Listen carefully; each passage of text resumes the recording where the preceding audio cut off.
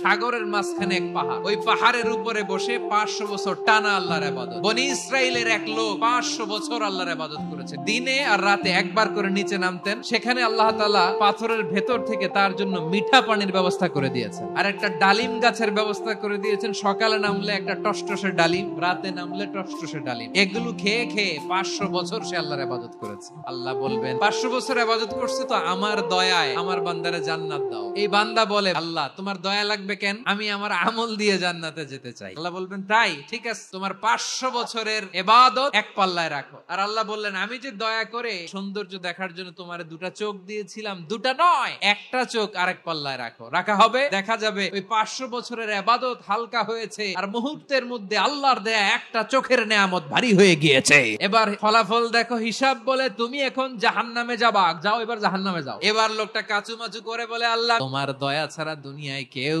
জান্নাতে যেতে পারবে না।